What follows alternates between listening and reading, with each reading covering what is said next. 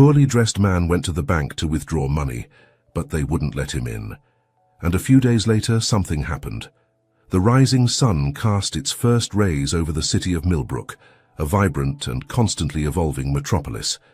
In the heart of the financial district stood the imposing Horizonte Financial Building, a bank that for decades had been synonymous with reliability and tradition. Its glass and steel walls reflected the morning light, creating a spectacle of colors that caught the eye of everyone passing by on the busy Avenida Central. Inside the bank, the air was full of expectation. It was a Monday like any other.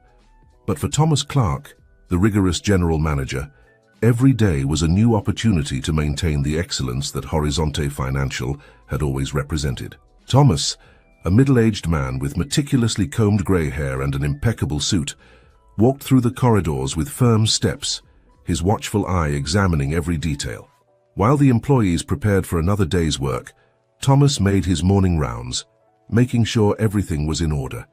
He paused for a moment in front of one of the huge windows overlooking the street, watching the constant stream of people passing by. His reflection in the glass showed a serious face, marked by years of dedication and responsibility. "Good morning, Mr. Clark," greeted Emily Watson, a young cashier who had just arrived. Emily, in her early 20s, with her brown hair up in an elegant bun and bright green eyes, was the opposite of Thomas in many ways. While he represented tradition and caution, Emily was the symbol of the new generation, enthusiastic, innovative, and always up for a challenge. "Good morning, Miss Watson," Thomas replied with a brief nod. "I hope you're ready for another productive day." Emily smiled, adjusting the strap of her handbag. "Always, sir." "I have a good feeling about today." Thomas arched an eyebrow, a habit he had when something intrigued him. "Feelings don't pay the bills, Miss Watson. Focus and dedication, those are the pillars of success." Before Emily could reply, their attention was drawn to the bank's main entrance. A man, visibly out of place in the sophisticated atmosphere of Financial Horizon, was trying to get through the revolving door. His clothes were simple, almost threadbare. A faded plaid shirt, worn jeans, and worn-out shoes. His unkempt hair and unshaven beard contrasted dramatically with the polished atmosphere of the bank. Mike Johnson, the burly security guard manning the entrance, quickly intercepted the man. "Sir, I'm afraid I can't allow you in. We have a strict dress code here at Horizonte Financial." The man, who would later turn out to be Alex, looked confused and a little annoyed. "But I just need to make a simple transaction." "That's discrimination." Thomas, who was watching the scene from afar, approached with determined steps. "Is there a problem here, Mike?" The security guard straightened up, his posture becoming even more rigid in the presence of the manager. "Nothing I can't handle, Mr. Clark. Just a customer who doesn't conform to our dress code." Thomas examined Alex from top to bottom, his critical eye not missing a single detail. "Sir, I'm sorry, but Mike is correct. We have standards to maintain here at Financial Horizon. I suggest you return when you're dressed appropriately." Alex looked like he wanted to argue, but something in Thomas's firm gaze made him back down. With a sigh of frustration, he turned around and left, casting one last glance inside the bank before disappearing into the crowd on the street. Emily, who had been watching the whole scene, felt a pang of empathy for the rejected man. She hesitantly approached Thomas. "Mr. Clark, don't you think we were a little too harsh? He really seemed to need the bank's services." Thomas turned to Emily, his gaze penetrating. "Miss Watson, rules exist for a reason. Horizon Financial has built its reputation over decades. We can't compromise our standards for a single exception." Emily nodded, although she wasn't entirely convinced. As she walked back to her counter, she couldn't help but think of the man and the look of disappointment on his face. The next few days were marked by a series of intriguing events. Emily, ever vigilant, began to notice a recurring presence in the vicinity of the bank. The same man who had been barred, Alex, appeared frequently, sometimes from across the street, sometimes sitting on a nearby bench, always watching the Financial Horizon with an interest that went beyond casual curiosity. Intrigued and a little worried, Emily decided she needed to understand what was going on. One afternoon, after her shift, she spotted Alex sitting in a cafe near the bank. Taking courage, she approached him. "Hello," said Emily, trying to sound casual. "You're the man who tried to break into the bank the other day, aren't you?" Alex seemed surprised to be approached, but a warm smile soon appeared on his face. "Yes, it's me, Alex Thompson, and you must be one of the employees." Emily nodded, taking a seat in the vacant chair opposite Alex. "Emily Watson, I hope you don't mind my curiosity, but I've noticed that you've been watching the bank quite often. Is everything all right?" Alex hesitated for a moment, his eyes scrutinizing Emily as if assessing whether he could trust her. Finally, he spoke. "Actually, I'm doing a sort of evaluation." "Evaluation?" Emily leaned in, puzzled. "What kind of evaluation?" Alex took a sip of his coffee before answering. "Let's say I'm interested in better understanding how Financial Horizon works, its policies, its security, its approach to clients." Emily frowned, a mixture of curiosity and concern growing inside her. "That sounds a bit suspicious. You're not an investigative journalist, are you?" Alex laughed, a genuine sound that somehow reassured Emily. "No, nothing so dramatic. Let's just say that I have a professional interest in the workings of financial institutions." Before Emily could ask any more questions, her phone vibrated with a message. It was a notice from Thomas Clark calling an urgent meeting for the following morning. "Sorry, I have to go," said Emily, getting up. "It was interesting talking to you, Alex." Alex nodded, his smile enigmatic. "You too, Emily. I'm sure we'll see each other again soon." The next morning, the atmosphere at Horizonte Financial was tense. The employees gathered in the main conference room, anxious murmurs filling the air. Thomas Clark entered, his face more serious than usual. "Good morning, everyone," he began, his voice cutting through the hubbub. "I have called this meeting to discuss a matter of extreme importance. We have received information that there may be a criminal threat directed at our bank." A heavy silence fell over the room. Emily felt a shiver run down her spine, her mind immediately returning to Alex and his suspicious behavior. Thomas continued, "We don't have any concrete details yet, but I want everyone to stay alert. Any suspicious activity, no matter how small, should be reported immediately. We will increase our security measures and all procedures will be reviewed." As the meeting continued, with Thomas detailing the new security measures, Emily couldn't fully concentrate. Her mind was filled with doubts. Was Alex part of this threat? Or was it just a coincidence? After the meeting, Emily decided she had to act. She couldn't keep her suspicions to herself, but she also didn't want to accuse Alex without knowing for sure. She decided that she would try to talk to him again, this time looking for more concrete answers. During her lunch break, Emily left the bank, her eyes scanning the streets in search of Alex. To her surprise, she found him easily, sitting in the same cafe as the day before. "Alex," she called out, approaching with determination. "We need to talk." Alex looked up from the laptop he was typing on, seeming genuinely surprised by Emily's appearance. "Emily, what a pleasant surprise. Please have a seat." Emily sat down, her eyes fixed on Alex. "I'll be straightforward. The bank is on alert due to a possible criminal threat, and you've been around watching, asking questions. I need to know, do you have anything to do with this?" Alex was silent for a moment, his face a mask of calm. Then, to Emily's surprise, he smiled. "Emily, your insight is admirable. You're right to be worried, but I can assure you that I'm not a threat to the bank. In fact, I'm here to help." Emily frowned, confused. "Help? What do you mean?" Alex closed his laptop and leaned forward, lowering his voice. "I'm going to trust you, Emily, because I believe you really care about the well-being of the bank and its customers. I'm a security consultant. I was hired to assess Financial Horizon's vulnerabilities." The revelation took Emily by surprise. "But why all this secrecy? Why didn't you identify yourself from the start?"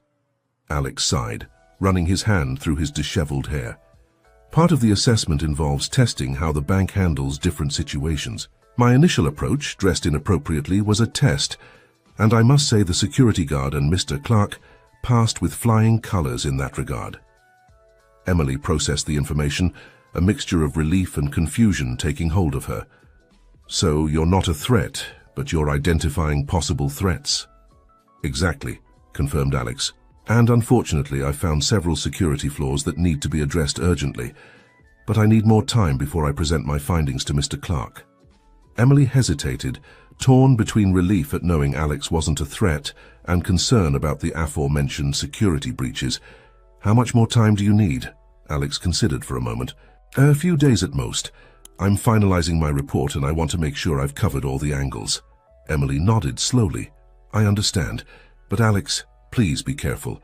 The bank is on high alert right now.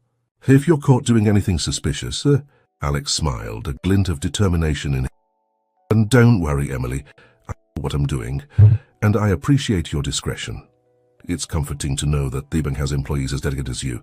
With that, Emily stood up, her mind a whirlwind of thoughts. As she walked back to the bank, she couldn't help but feel a little proud that she had solved part of the mystery. But a small voice in the back of her mind still wondered if there was more to the story than Alex was revealing. The next few days were tense on the financial horizon.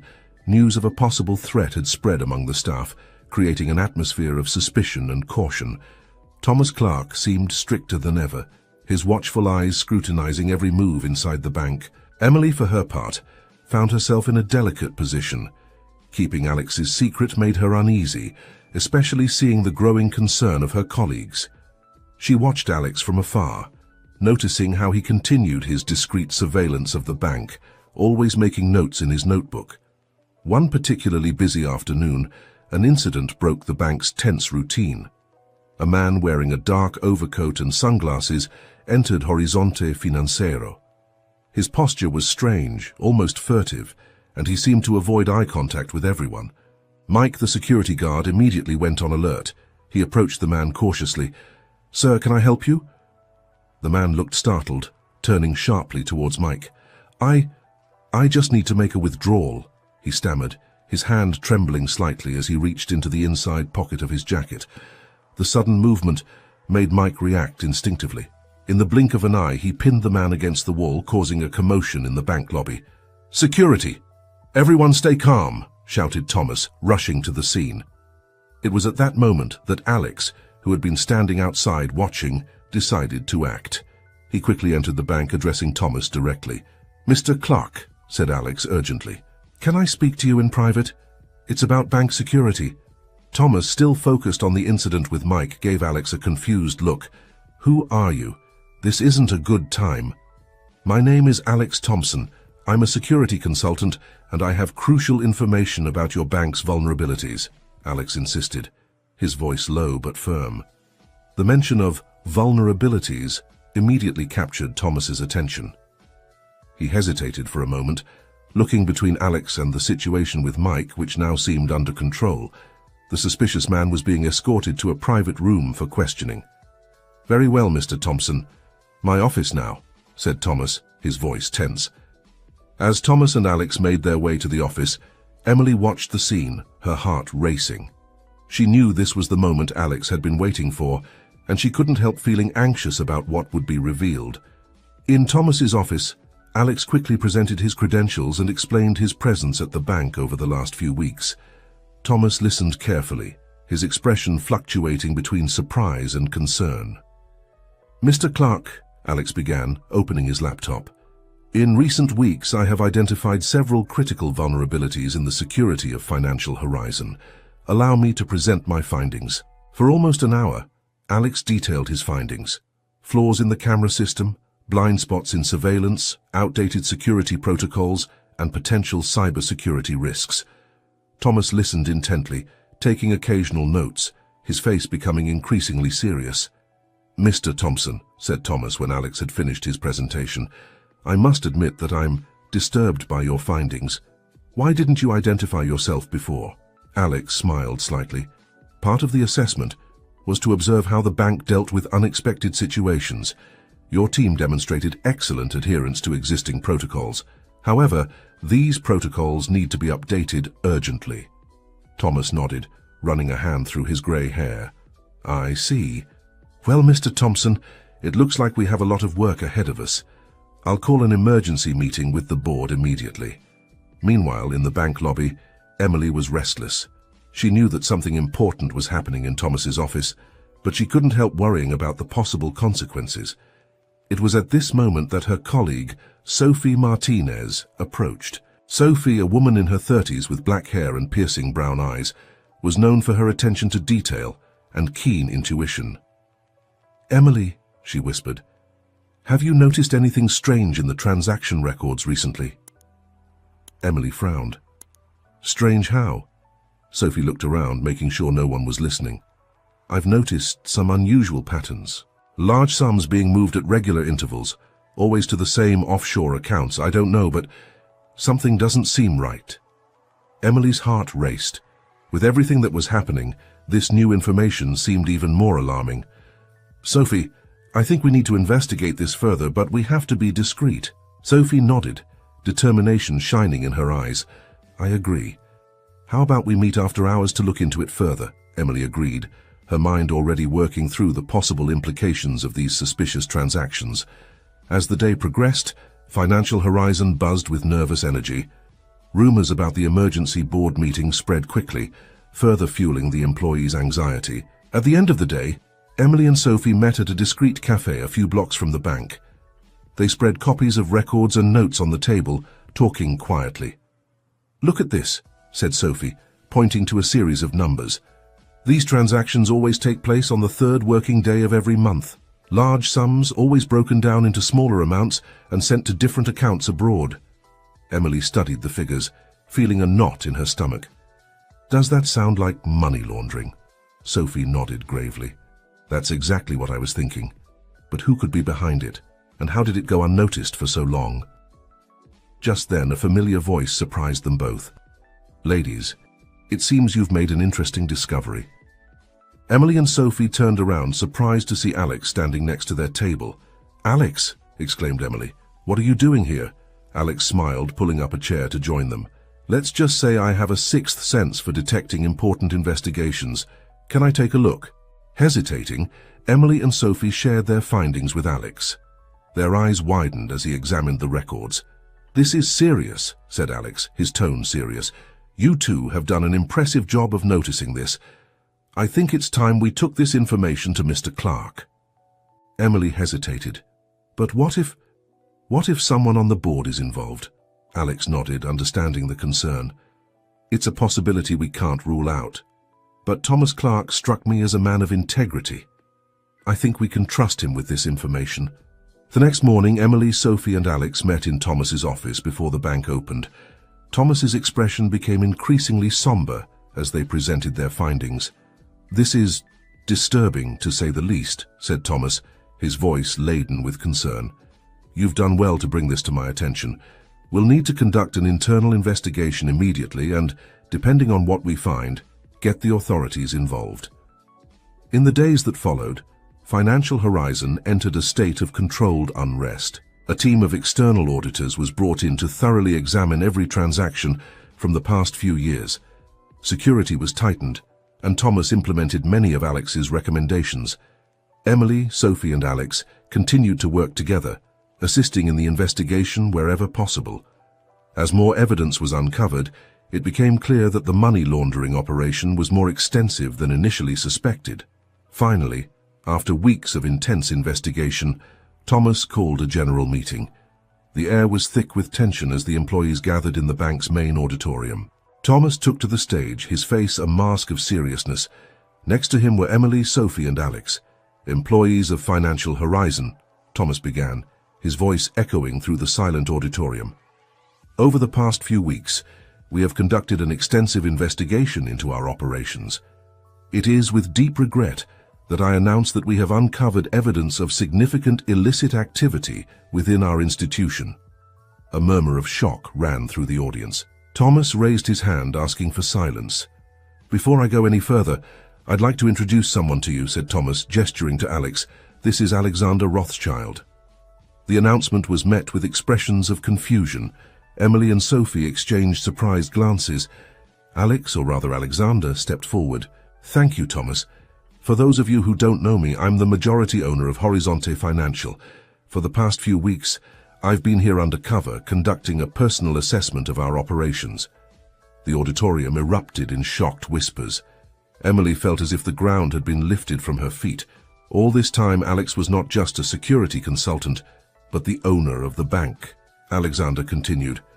What started as a simple security assessment turned into something much bigger, thanks to the dedication and integrity of employees like Emily Watson and Sophie Martinez. He paused, his gaze sweeping the audience.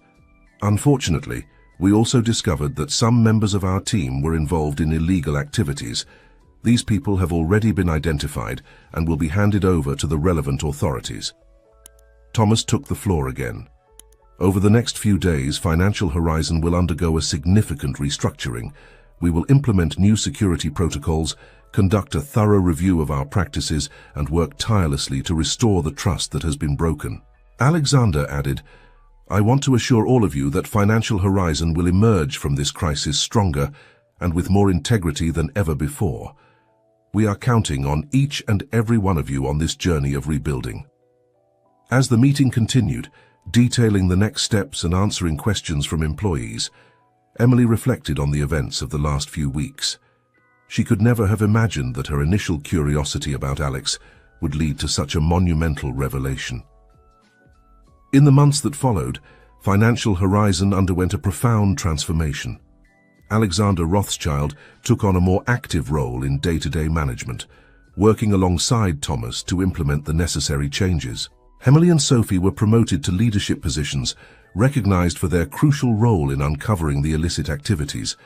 They led initiatives to train employees in fraud detection and establish new security protocols. The bank faced intense scrutiny from the media and regulatory authorities, but Alexander's transparency throughout the process helped to gradually restore public trust. A year after the revelation, Financial Horizon had been transformed. New security systems were in place, the corporate culture emphasized ethics and transparency, and the bank had become a model of integrity in the financial sector. One sunny afternoon, Emily was in her new office, looking out of the window onto busy Central Avenue. She was reflecting on how her life had changed in the last year when she heard a knock on the door. "Come in," she said, turning to see Alexander entering with a smile. "Emily?" he greeted warmly. "How are things in the compliance division?" Emily smiled. "Great, Mr. Rothschild. We've just finished the new ethics training program for employees." Alexander nodded, pleased. "Excellent. And please, I told you to call me Alex. After all, we were research partners, weren't we?" Emily laughed, remembering the tense days of her undercover investigation. "It's true. Sometimes it's still hard to believe everything that's happened." Alexander walked over to the window, stopping next to Emily. "You know, when I decided to do that undercover assessment, I never imagined I'd find staff as dedicated as you and Sophie. You two have really changed the course of this institution." Emily blushed slightly at the compliment. "We just did the right thing. And that's exactly why you're so valuable," said Alexander. "Financial Horizon isn't just about numbers and transactions. It's about people. People who care, who do the right thing, even when no one is looking." He paused, looking down at the city below. "You know, Emily, I'm thinking of expanding our operations, opening new branches, maybe even internationally, and I'm going to need trustworthy people to lead these initiatives." Emily felt her heart race at the prospect. "That sounds incredible, Alex. I can't wait to see what the future holds for Financial Horizon." Alexander smiled, placing a hand on Emily's shoulder. "The future is bright, Emily, and it's thanks to people like you that we can look to it with confidence." As the two continued to talk, planning the bank's future, Emily couldn't help but feel a wave of pride and gratitude. What had started as an ordinary day at work a year ago had turned into an incredible journey of discovery, integrity, and personal growth. Outside, the sun was shining over the city of Millbrook, its rays reflecting in the windows of the Financial Horizon. To passers-by, it was just another imposing building in the financial district. But for Emily, Sophie, Alexander, and all the others who had lived through that extraordinary transformation, it was a symbol of resilience, integrity, and the promise of a better future. And so, Horizonte Financiero continued its journey, not just as a financial institution, but as a beacon of ethics and excellence in the business world. The story of its transformation would be told and retold, inspiring others to follow the path of integrity, no matter how difficult it may seem. Emily looked out of the window once more, a soft smile on her lips. She knew that no matter what the future held, she would be ready to face it, armed with the courage to do the right thing and the determination to keep making a difference one day at a time. And that's how Horizonte Financiero, once on the brink of scandal, became a shining example of how integrity, courage, and dedication can transform not only an institution, but also the lives of all those who are part of it. At this point, I'd like to pause the narrative briefly to ask viewers to comment from where they're watching the video and to subscribe to the channel if they're enjoying the story. Your participation is very important to us. Now let's get on with our story. In the years that followed, Horizonte Financial continued to thrive under the leadership of Alexander Rothschild and the dedication of employees like Emily and Sophie. The bank's reputation as a bastion of integrity in the financial world attracted new clients and talent, allowing for constant and sustainable expansion. Emily, now Director of Corporate Compliance and Ethics, was sitting in her office one fall morning, reviewing the latest audit reports. Her phone rang, interrupting her concentration. "Emily Watson speaking," she answered. "Emily, it's Alex. Can you come to my office? We have an important matter to discuss." Intrigued, Emily made her way to Alexander's office. Upon entering, she found not only Alex but also Sophie and Thomas, all with serious expressions. "What's going on?" asked Emily, feeling a twinge of concern. Alexander motioned for her to sit down. "Emily, we've received some worrying news. The former employees who were fired and sued for their involvement in the illegal activities are filing a class action lawsuit against the bank." Emily felt her blood run cold in her veins. Class action? On what basis? Sophie leaned forward, her eyes reflecting everyone's concern.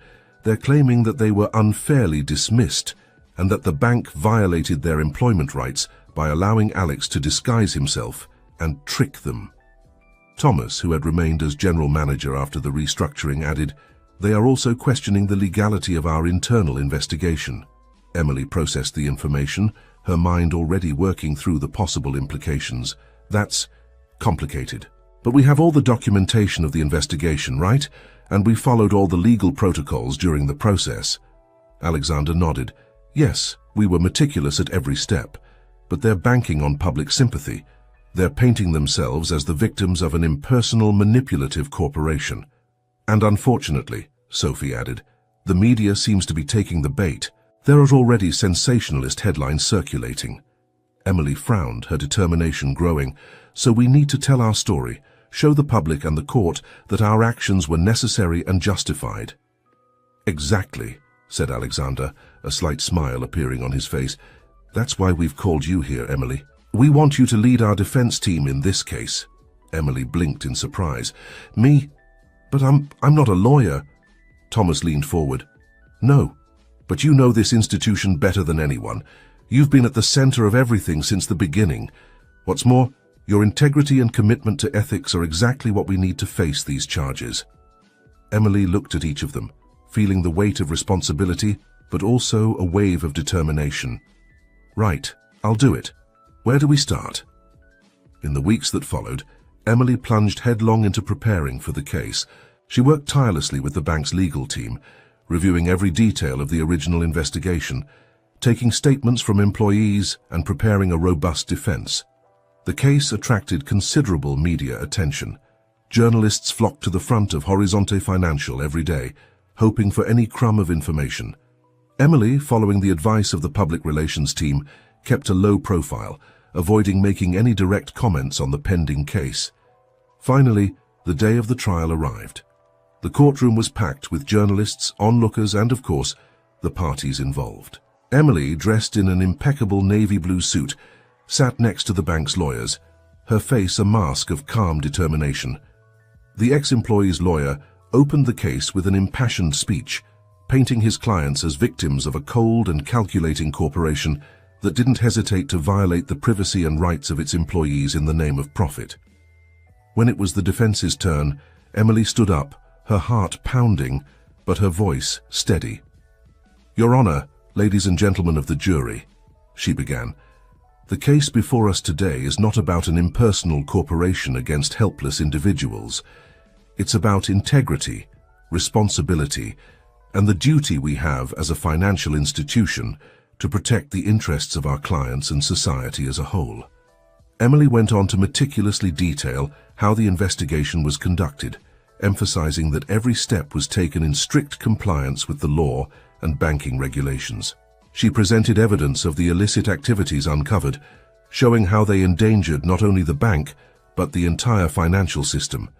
Mr. Rothschild didn't go undercover on a whim or to fool honest employees, Emily continued. He did so because he suspected something was deeply wrong and wanted to see for himself, without the filter of the corporate hierarchy. And it was thanks to this action that we were able to uncover and put an end to a money laundering scheme that had gone undetected for years.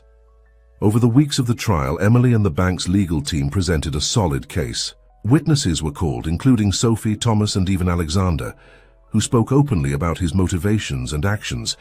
The ex-employee's lawyers countered, questioning the ethics of Alexander's disguise and arguing that the bank had violated its employees' privacy. But for every argument, Emily and her team had a well-founded response. Finally, after weeks of testimony and arguments, it was time for the verdict. The courtroom was completely silent when the judge began to speak. After careful consideration of the evidence and arguments presented by both parties, the judge said, his voice echoing through the room, "This court concludes that Horizon Financial acted within the bounds of the law and its fiduciary responsibilities." A murmur went through the room, but the judge continued. Mr. Rothschild's actions, while unconventional, were motivated by a genuine concern for the integrity of the institution. The subsequent investigation was conducted in a legal and ethical manner, revealing criminal activities that posed a serious threat not only to the bank, but to the financial system as a whole. The judge paused, looking directly at Emily and the bank staff. This court commends the courage and integrity shown by Horizonte Financial in facing this difficult situation. Other dismissals of the employees involved in illegal activities were justified and carried with current labor laws. With that, the judge banged his gavel, closing the case in favor of Horizonte Financiero. The courtroom erupted in a hubbub of voices. Emily felt a wave of relief and emotion sweep through her body. She turned to her team, exchanging and handshakes. Alexander approached, a broad smile on his face. "Emily, you were incredible. We couldn't have done it without you." Emily smiled back, feeling a mixture of exhaustion and elation. "It was a team effort, Alex. We all did it together." In the days that followed, the court's decision dominated the headlines. Horizonte Financiero was widely praised for its transparency and integrity throughout the process. Public confidence in the bank, which was already high, reached new heights. Weeks after the verdict, Alexander called a meeting with Emily, Sophie, and Thomas in his office. "First, I want to thank you all again," he began. "What we achieved was not just a legal victory, but an affirmation of everything we've built over the last few years." Everyone nodded, feeling the weight and importance of the moment. "But we can't rest on our laurels," Alexander continued. "This case has shown us that there is still a lot of work to be done in the financial sector as a whole." Emily leaned forward, intrigued. "What do you have in mind, Alex?" Alexander smiled, his eyes shining with enthusiasm. "I'm thinking of expanding our mission, not just as a bank, but as an agent of change in the financial sector. I want to create a foundation dedicated to promoting ethics and transparency in finance." Sophie nodded enthusiastically.